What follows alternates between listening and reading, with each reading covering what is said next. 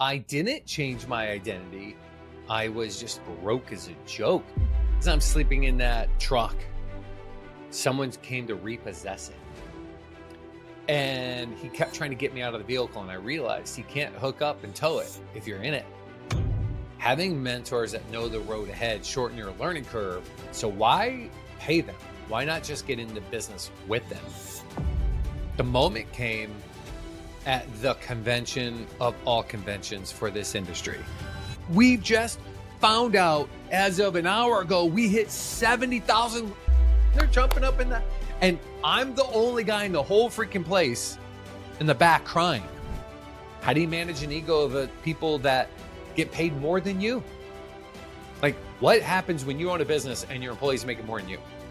All because they realize you've got to know what stage in the business life cycle you're in to know what strategy is most relevant. What if you could double the size of your company in just 12 months, even if you're feeling completely stuck? Imagine transforming your business by converting leads into paying clients using a proven education-based sales model. My guest, Ted Miller III, is committed to helping entrepreneurs and business owners achieve just that. As the CEO of TM3, he has served more than 25,000 entrepreneurs from 25 different countries over the last 2 decades, generating over $100 million in business training, coaching, and consulting services. You can trust his insights as he's worked alongside titans of business like Chet Holmes and Tony Robbins. Ted understands what it feels like to hit a plateau. He once found himself stuck financially after chasing the riches and niches strategy with chiropractors, amassing 7,000 clients, but tapped out the market and failed to anticipate scalability. How did he get unstuck? What was his pivot? And how did he increase his customer lifetime value? Well, today I'm going to be asking Ted about his journey, including his $100 million secret to converting leads into paying clients with an education-based sales model. Get ready to learn the tactical and strategic methods that helped him and his clients break through their own growth plateaus. Ted, welcome to the show. Glad to be here. I love shows like this. We want to support all the entrepreneurs in the world. I think it's the greatest endeavor any human being could take on. Before we get into you amassing 7,000 clients and plateauing, I want to rewind and go back in time to a story you teased me with. The night you slept in your car in a really nice neighborhood in front of a beautiful home you couldn't even imagine living in. Tell me what was going on at that point. I could imagine living in it is why I stayed in front of the house. I didn't change my identity as a wealthy guy. I was just temporarily broke as a joke, man. .coms went bust. Jeremy, I had the payments that I was not making on the Dodge Ram. I'll tell you a fun story. As I'm sleeping in that truck, someone came to repossess it. And he kept trying to get me out of the vehicle, and I realized he can't hook up and tow it if you're in it. So I just drove off. And so, yeah, that's a pretty low moment. I mean, I don't care who you are. If you end up homeless and you're showering in a 24-hour fitness, that's pretty low. And, you know, I don't know if you're only speaking to established business owners or you're occasionally getting the startups, but they'll probably feel that sensation at some point where they put so much on the line. A lot of people are looking at them like they're crazy, but it paid for itself again and again and again. But I want to tell you, I did end up living in homes just like that weeks later. Wow. Weeks later. And that's what I love is that short turnaround time. So tell me more about what changed from you seeing where you wanted to go and you actually getting there. What flipped? Back then, because if we're talking about being broke as a joke, you know, truly having a great mentor in your corner, it sounds so trite.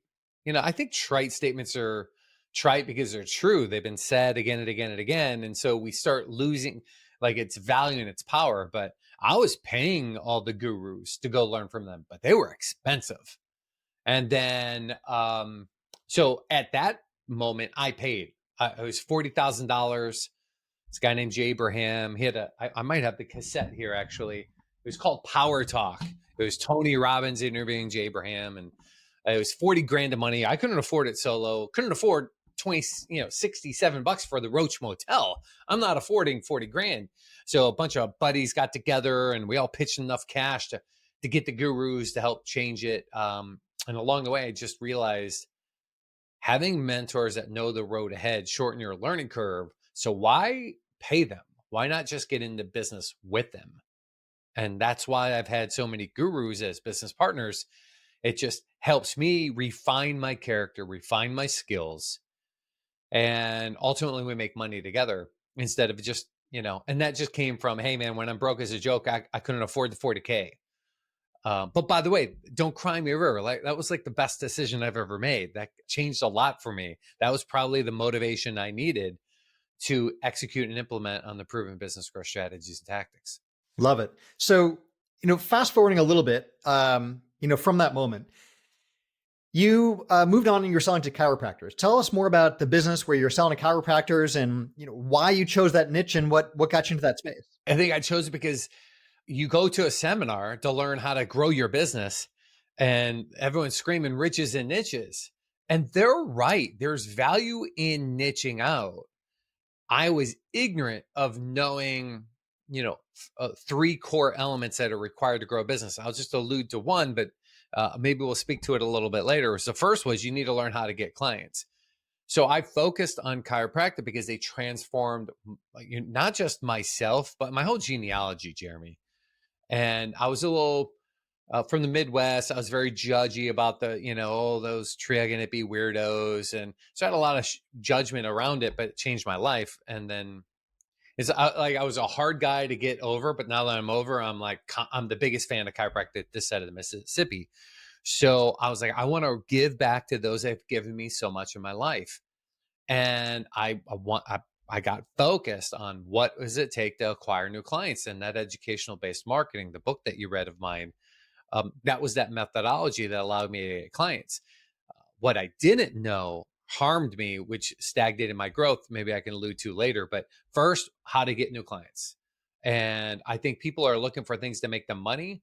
I hope people chase the thing that's closest to their heart, because when you're passionate and compassionate about a situation, that'll be enough motivation and drive to do the impossible, because statistically it's impossible to be successful as an entrepreneur. If you just get real about how many people make it, statistically it's very rare, and people don't talk about that enough. So, but if you do it because you're loving it, you're congruent, boy, I think you find what that extra juice. And so I was proud of the fact that I had 7,000 chiropractors. That's a freaking lot. There were only 70,000. The problem was it just I ran out of clients in 2 years. So it's not a huge market. Like, what were you selling and how are you differentiating from others serving such a niche market? Well, I couldn't differentiate enough on my own, because at that time I was training on intellectual property and how to become a better business owner. Okay, great. You can sell a home study program, but there's no profit model in that. That was a one-time sale.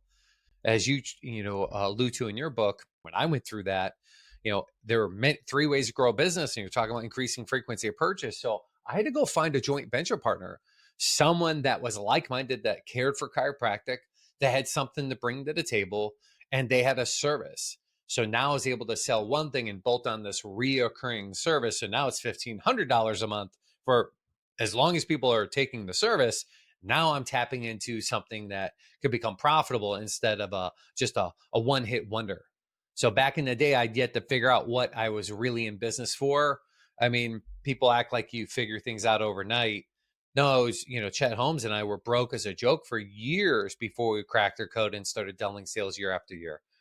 This was just me along the way trying to find my path.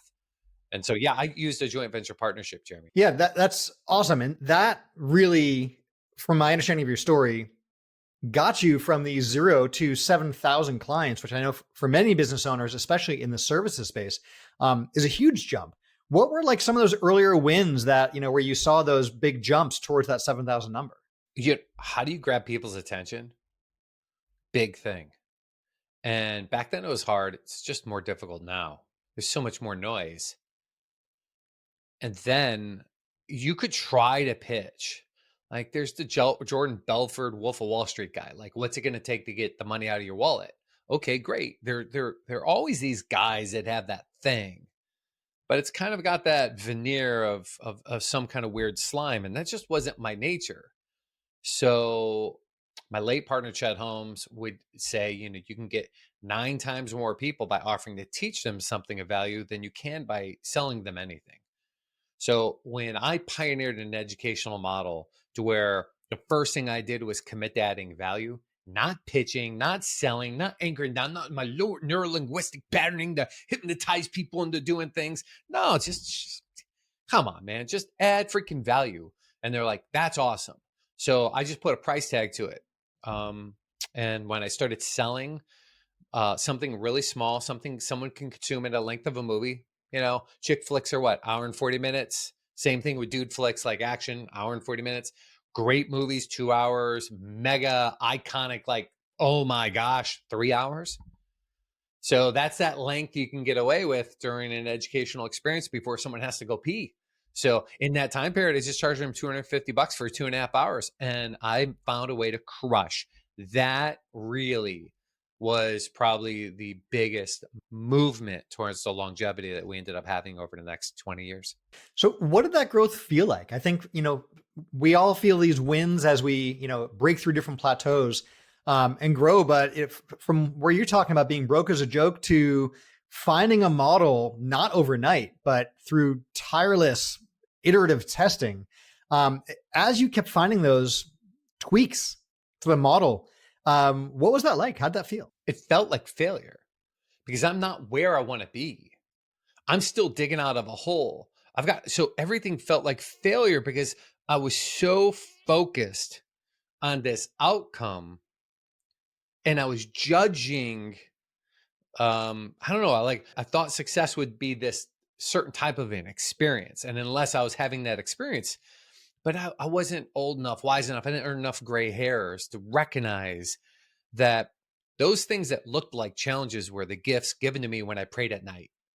So they came to me because steel sharpens steel. It refined me at a character level. And that changed the frequency, if you want to get all esoteric about it, from which people would pick up on and go, yeah, that guy, I get that guy. That man can help this organization better execute and implement all the proven business growth strategies and tactics I've learned in my life. Yes, that please. And so it felt like failure. And over time, that meaning changed. But since you're talking specifically early, it felt like failure. It felt like, wow, are you kidding me? I got to pay this price for that? You've probably seen this in clients you've worked with, and experienced it yourself, it sounds like.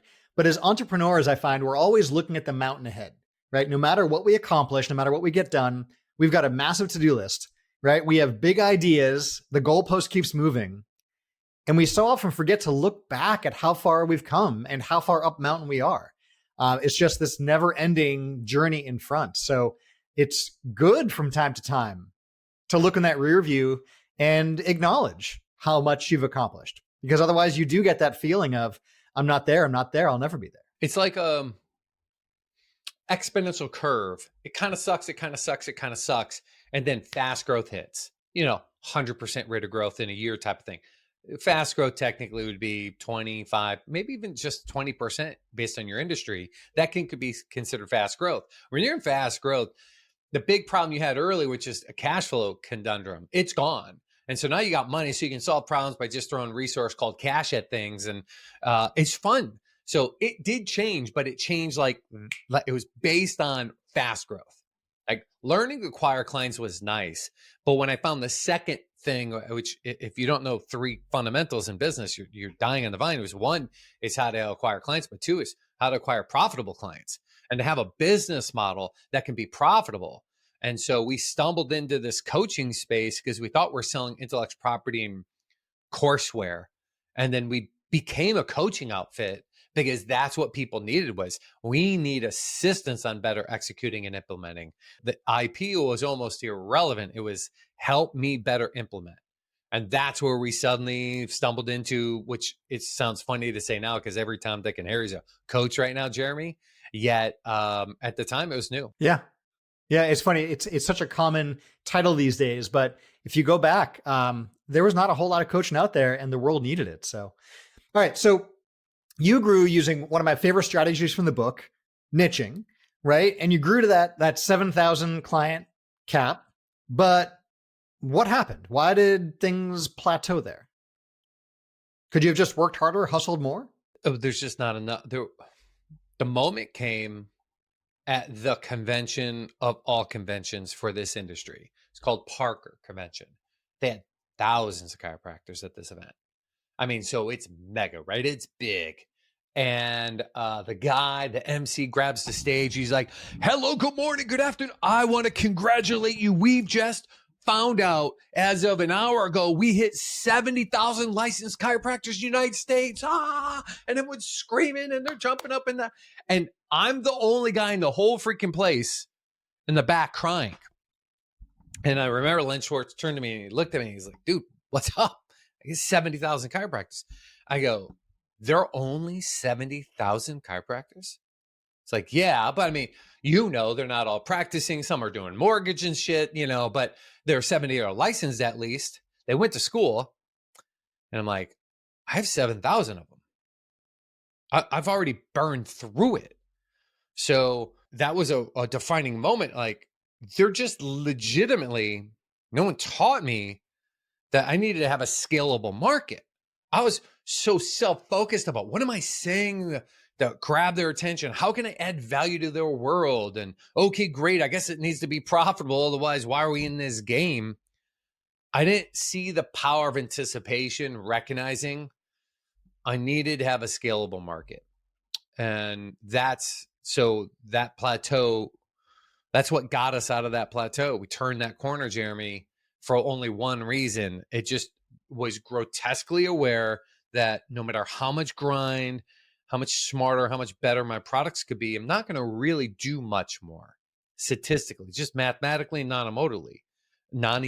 So I went back to my wife. I said, no more, never again. I said, don't you let me talk myself into some romantic notion that I could do more in this space. Don't let me buy the lie I've been selling myself for the last, it's been 2 years now in that endeavor to do this. I'm going to go back to what we said we were going to do years ago. We just didn't know how to do. We're going to do this thing. I'm going to help all entrepreneurs. And so I just went and ripped off it has to look and walk and talk like a chiropractor so I can speak in jargons to grab people's attention. I said, no, that was a skill for them. I can have a skill for everybody. And then I opened it up. That changed everything. That next year, our life changed. What if you didn't make that change though? Had you not seen that light and just stayed the path, what would that look like? I can't say what would happen to me if I didn't, because I'm not made of a guy, I'm just not made of failure. It's just like a total jerk to say that out loud. But like if things go sideways, you want to follow me. Like, I've come to learn that. I'm halfway through my life. Shit, it's the fan. You want to follow Ted. Like that's where you want to be. And so I'm not made of that yet. I've had 25,000 clients I personally worked with. As an organization, we had 250,000 clients, but I worked with 25,000 of them. That's a lot. I mean, that's me head down, grinding out, like working my tail off in these small group environments, listening to people. I had of those, 7,000 of them, 7,500 of them that went deeper with me and spent a business quarter with me to transform their life. And I know what they do. They take their dream of owning a business, they back it down to becoming self-employed, and they start complaining. They sound like they're handcuffed to their business and they have to, or else. And at best, owning a job, they best emotionally, and they get depressed, get frustrated. So what's funny is if they don't break free of that and they build even a bigger monster, they get handcuffed even more. There's more handcuffs, there are more limitations and more frustrations. But that's not what they say they really, really wanted. They said they wanted freedom. They want quality time to go drop my daughter off at TCU and cry freaking all weekend with my wife about, our last baby's gone. Like they wanted that freedom, the freedom to be able to say, I'm taking my kid to one of those type of schools that, when I was a kid, there's no way in hell I was ever considering that financially. It was state school or nothing. And even then I barely afforded that. So I think it's fulfillment or absolute frustration at that point. Like if people don't find a way to get in alignment with what they truly desire and start having their actions fall in alignment with that, it just becomes a thing that, I've had business partners die. I think human beings, when they don't process their emotions appropriately, it manifests as disease and they're dead. So, sounds pretty dramatic, I'm like, make better decisions or you will die. I know I just said that out loud, but if you're old enough, you've probably seen enough of your friends do exactly that. I want to move on to the strategy selection. But before we do, sort of quick question on what we're talking about. So something you and I have talked about a ton, we write about, right, is a common theme for both of us and comes up a lot in your business growth playbook is how profitability is really what makes the difference, more than just chasing the gross sales. At the time, did you feel like you were chasing gross sales? Were you chasing volume, profit? Like what was the number that you guys were looking at? KPIs, key performance indicators. So yeah, like just totally change the energy of buzzkill of saying friends dying. There is a lot for us on the back half of that, right? And you're doing that elegantly. The pivot is to say, hey, what are you measuring? Like, so I was measuring my next client because I thought, so I need money. Where does money come? Clients. I need another client. And that only gets you so far. And it's like, oh, okay, great. I need to have profitable clients. How can I add more value to my clients where they're happy to pay on a consistent reoccurring basis? Because you can either increase frequency of purchase, increase transaction values, or get more new clients. So we're kind of like, it sounds weird to say now, talking about this in hindsight, Jeremy, because everyone's a coach. But there really wasn't. 2004, there wasn't, it's just 20 plus years ago. It wasn't that many coaches running around. And if you were called a coach, you were talking about softball. I mean, it's the only guy that was saying the word coaching outside of sports was Tony Robbins. And the only reason we called it business coaching was because my partner knew we were going to go partner with Tony Robbins. And we did. So we called it business coaching begrudgingly, but we became a coaching outfit out of just the need to add more value to our clients. So we had to learn how to recruit and train and lead 100 different coaches. Then we got into consulting space, so higher ticket. When that came into gear, that's a later time. When we shifted into that gear, then we had to hire consultants. People are smarter than us, employing people that knew way more than us. How do you manage an ego of people that get paid more than you? Like, what happens when you own a business and your employees making more than you? You might have done something right. Along that journey, you got a lot to learn. So let's talk about that shift. I know for many of our listeners, they're still in the growth phase where, they think they're a business owner, but maybe they're really more on the self-employed side, right? They probably can't step away from the business for a week or a month or more. And they probably are one of the, MVPs in the company, right? They're not quite at the point you're talking about yet where they've hired that staff. Pretty common. That's probably from 0 to 10 million. That sounds like maybe at 10 million, you got your systems, but you're probably already growing fast, 15 to 20% if you got that systems locked down. But otherwise, if you're the MVP, that sounds pretty typical. Yeah. And that's a great place to be. And look, that's most of the businesses in America are that space, and that is perfectly okay. So be mindful. One of the things we talk about. It's not long-term okay, because long-term, your employee, which is full of family, are you going to give them a raise every year? You're going to lie and act like you're going to pay them the same amount?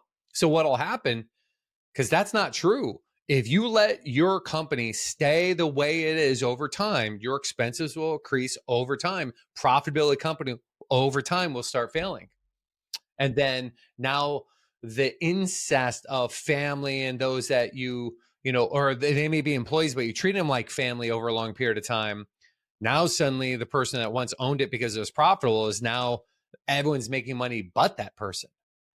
And they were like, I was making more money at a small $2 million operation than I am now at 10.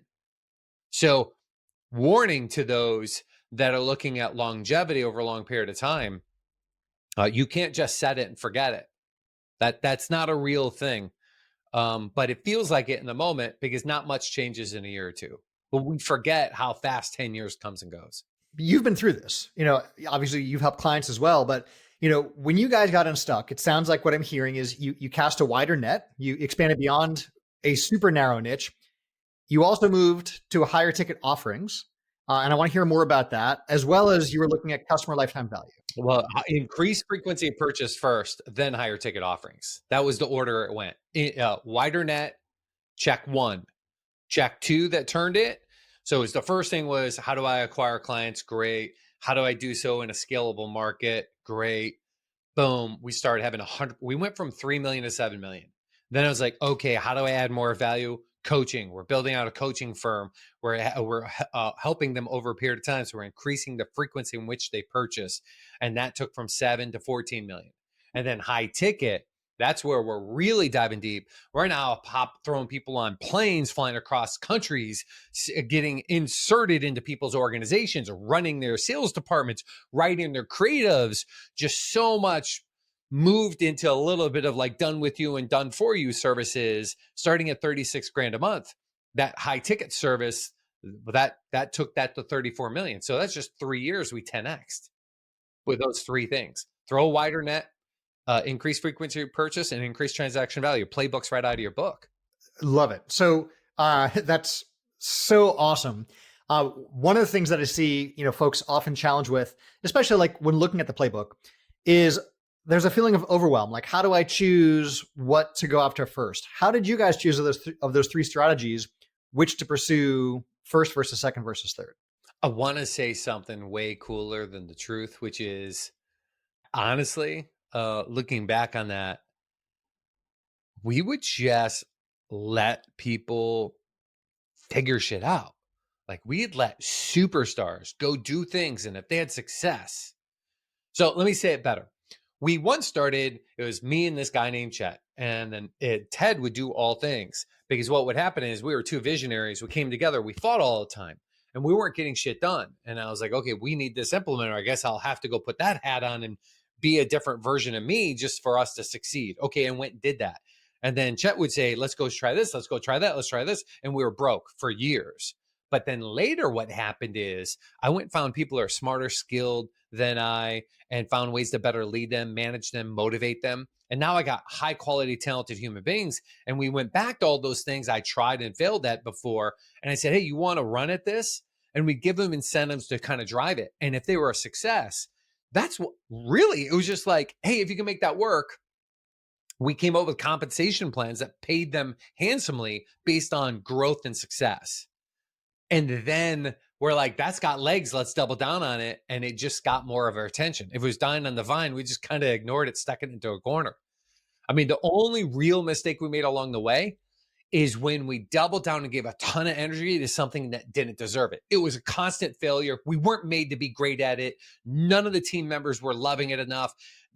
Creating a software, a CRM tool, we thought that was the jam diggity. No, that just sucked us up millions of dollars, relationships. It just started breaking us because we got rid of. I'm so glad you're asking me for of this question. It's a really good question. I never really thought of it in that way. We were fundamentally setting up a model because we were still in fast growth mode and we're having lots of fun with it. If you can grow it and succeed it, we'll do it. Otherwise, let's not spread ourselves wide and only go an inch deep. It felt kind of nichey. They were all like services that kind of overlapped each other. But once we try to swing and become something we're not, it's like all those companies you're seeing failing now. They try to be something they're not. And it's like Subway. What happened to Subway, man? Well, we're here to make Subway and cookies or something. It's like, dude, it was simple. Let me come and customize a sandwich. I'm hearing a few pieces of brilliance in there. So one thing I'm hearing is, knowing who you are as a company and making sure your decisions are based around that in alignment. Two, I'm hearing you saying empowering your team, specifically your executors and implementers, to try things. Like in fact, in your book, Workshops That Sell, you share the story about the sales team who you had a really great compensation structure for. And they came back to you and were like, hey, we want to make more money. Can we charge more? And you were like, well, let's test this. And you guys tested pricing, which I love. I love testing. I was always slow on raising pricing. Thank God I had great team members who said, no, you could charge more. Because I was doing what there are people that are still trying to do free webinars to this day. Some do well, most are failing miserably, but if it's of value, people should be willing to pay with their time. Otherwise they just no show on you. So that came from someone's desire to want to make more money. And I just had to figure out how to make it work. And so you can't let them make a disproportionate amount of money. So I just think through it and just came up with a good plan saying, okay, great. Raise the rates to this degree. You get this much more. We get that much more. and it works out. Your clients will let you know. If you're trying to charge too much, they just won't pay you. I'll have to admit, though, I'm slow at raising my rates. Last time I raised my rates for like my intro program was an assistant of mine. God bless you, Colleen. She was saying, Ted, it's just too expensive, because it was too expensive for her. I think possibly, maybe not. So she just thought is because it's too expensive, CEOs weren't paying. I said, if you say that to me one more time, I'm raising the rates to prove you wrong. I went from 200 to 250 bucks, or 220 to 250. And it was great. Like, so yeah, I hope you adjust and test pricing.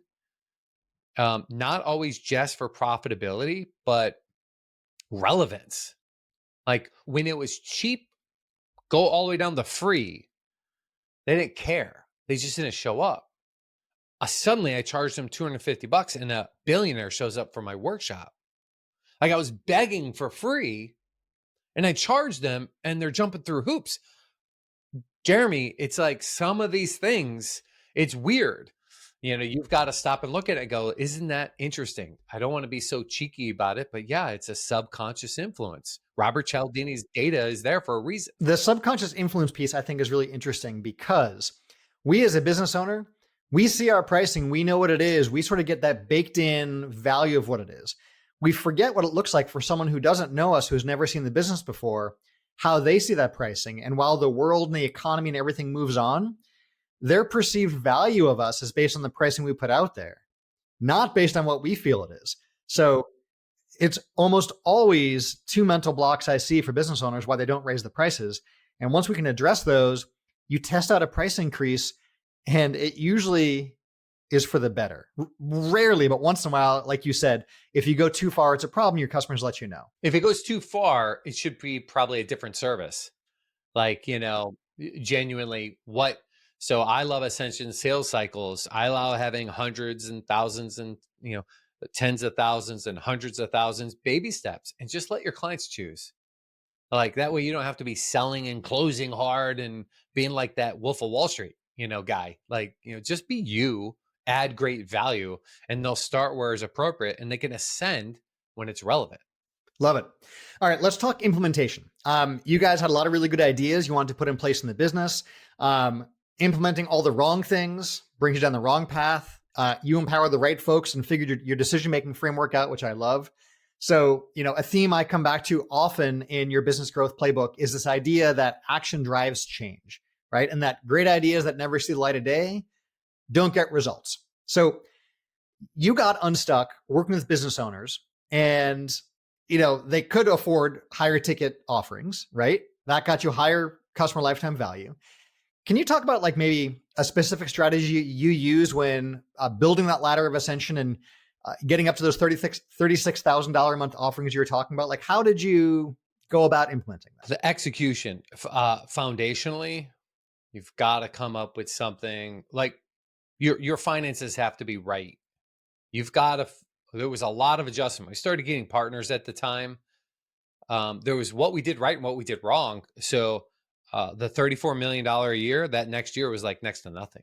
Like we flat out went 3 years, 100% rate of growth, looked Tony Robbins in the eye and said, buddy, let's, sign up and do business together and we'll crush. We didn't crush, we plateaued out because we didn't learn how to do it in a scalable way. Going back to that original thing that I had to learn, not only was the market needing to be scalable, so was the service offerings. And what I was doing when we were small wasn't financially panning out at a scale at 30 million. So the $3 million model wasn't working at 30 million. So I just simply needed to adjust a skill set on how that operates. And that's transformed a lot. Countless clients have grown. I'm a big fan of Tree Hug and Hippie. I love eating healthy. And there's this guy here that he makes the grains the way you would get it. I don't know if you traveled to Europe at all, but we'll go to Europe and we're eating bread and we're like, this bread's fine.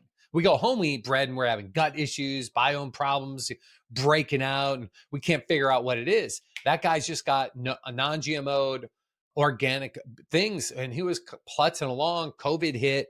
He grew fast, and he called me in fear that his company would dip in half again down to like 35 million.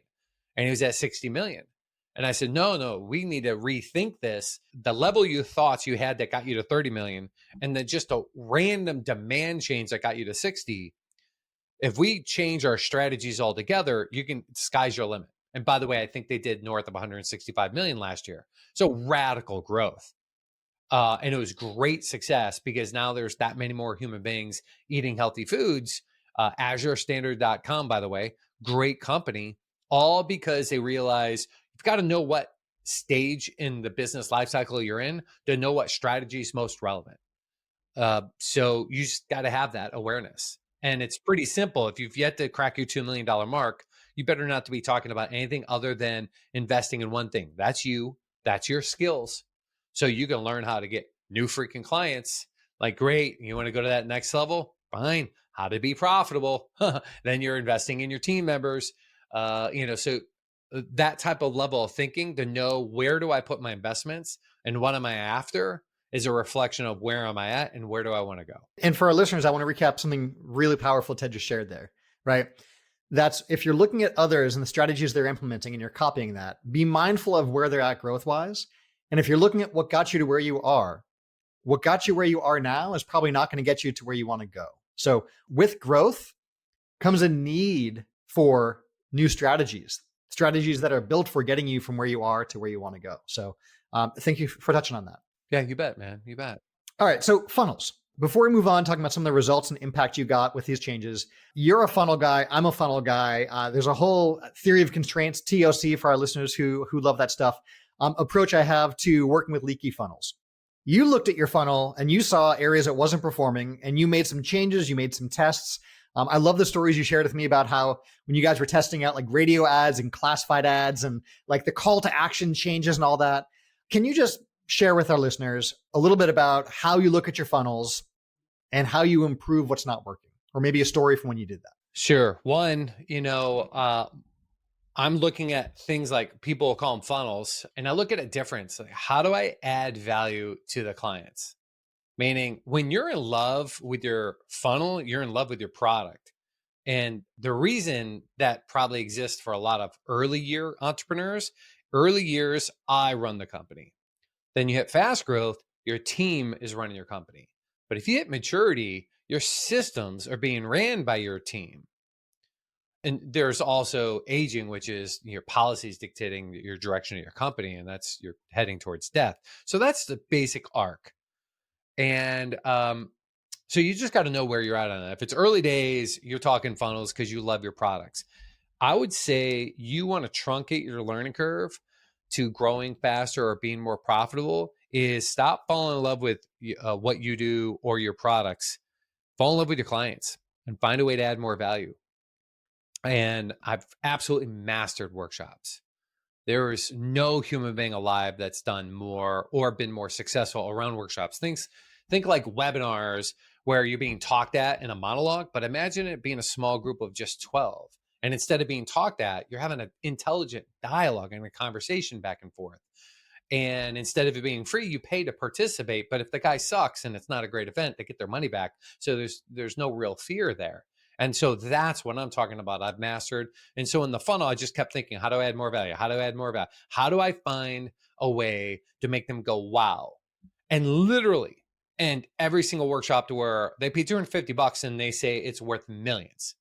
So I don't care what kind of human being you are. If you paid $250 and you're saying auditorily out loud to everybody, this was worth 2 million, 10 million, 5 million of profitability. There's no way that person's going to ask you, hey, how can you help us even further? That just changes it from what do I got to say and do and what's my anchor and my techniques to get people to buy more stuff and funnel. Like it's, so I don't mind using the words like funnels. I just want to make sure everyone knows intent. Motives matter. If you could find a way to love on your people more, you'll find the holes in your bucket. It usually takes getting a coach like Jeremy to point to where your holes are at, because you just unknowingly ignored certain segments to your funnel that are causing you to go broke. I love that you touched on the value part there, Ted. During the writing process of my book, I had a lot of beta readers reading earlier manuscripts, giving feedback, really good iterative process to get all the problems out of the way before publication versus after, right?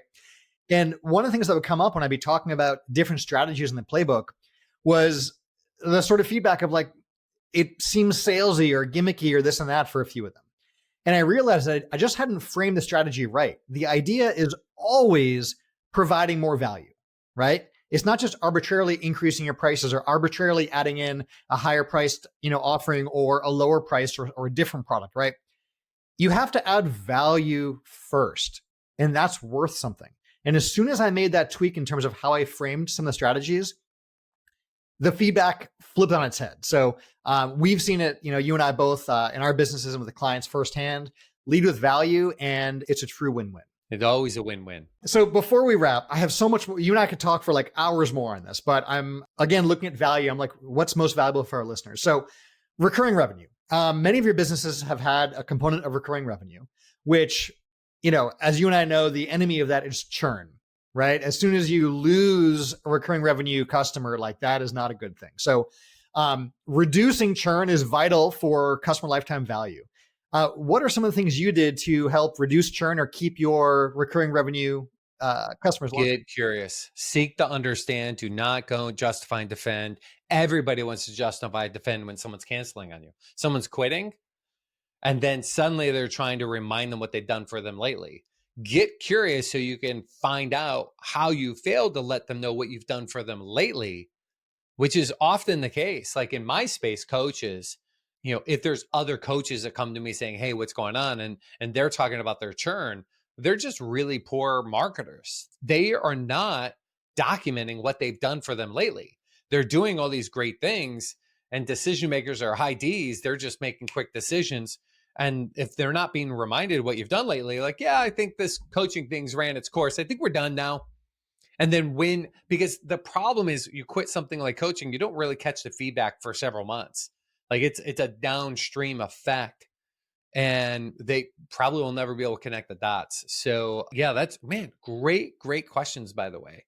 Absolutely fantastic questions. I like how you keep probing into it. I've always been curious, so thank you for indulging my curiosity. Get curious is the answer. So if you got lost in all the words I just said, when you've got churn, genuinely seek to understand their world, walk a mile in their shoes, unconditionally accept it, unconditionally love the circumstance that it's in, so you can then thoroughly comprehend what they just went through. And from that perspective, not your point of view, but that true perspective, as if you were them, then you can solve all those leaky buckets. Or if the churn is inappropriate, if you're really good, it churn's inevitable to some degree. You're just probably trying to, stop trying to squeeze lemons in the lemonade if you're just that great. But those are rare. It's rare. There's usually, it's usually fairly solvable to a certain extent. So good. All right. Rapid fire round before we wrap up.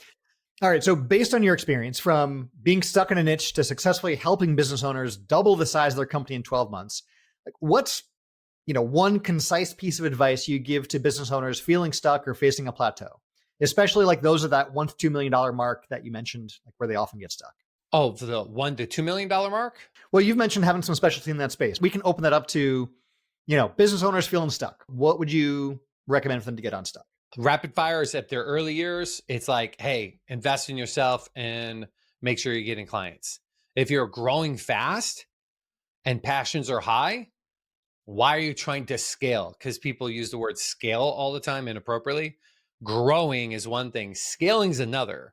Do you really want to scale? Growth is fun. Scales can suck. And are you really wanting that? So get really honest with yourself. So know thyself will set you free. Be honest about what stage you're in. So am I pulling the lever that's most relevant based on where I'm at? Do I really need policies? Are you reading someone's book about policing everything and creating policies and you're at $1 to $2 million? Are you freaking crazy? It takes time and it takes money for you to reinforce policies. And now you come across like the man and you're wondering why your newest, your aunt or uncle you got working for you for damn near free isn't fired up and pumped up as you are. So you've got to know, like, there's a time and a place for certain proven models. Know thyself will set you free. Okay, one more rapid fire for you. All right. In my book, I stress the importance of regularly tracking funnel statistics and key performance indicators. You and I touched on KPIs earlier. What KPIs do you look at to measure the effectiveness of the different tests and experiments you do in the business? Like, what are some of your favorite KPIs for you? We act like we don't have an ego, but it's there. We try to use it in the greatest degree of service. But raving fans, like, what percentage of my clients are raving fans? Not just happy clients, but raving. That, if you can get there, everything changes, because you're going to be overwhelmed consistently with, thank you, you've changed my life. Your cell phone blowing up saying, I just got offered 50x EBITDA.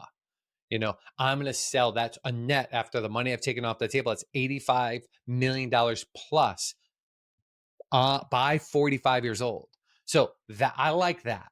That's pretty cool. Raving fans, my favorite. This has been awesome, Ted. So to recap for our listeners, you found a niche, but then tapped out the market. Doing more of the same wasn't helping. You got stuck, and had you not changed, your business would have run into the ground like so many businesses do, and you'd be stuck back on the road singing for supper. The key to getting unstuck was casting a wider net, increasing your pricing, and patching the leaky funnel. This brought in more customers, higher Q, like we talk about in the book, and increased your gross sales, higher A, and your profitability. I love it.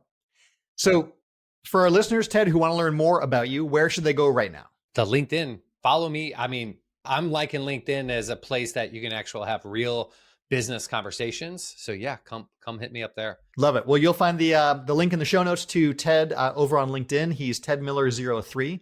If you look by username there. Ted, this has been so fun. Thank you for joining me and for being on the show and for sharing so much of your wisdom. Catch you guys on the flip side. See you soon.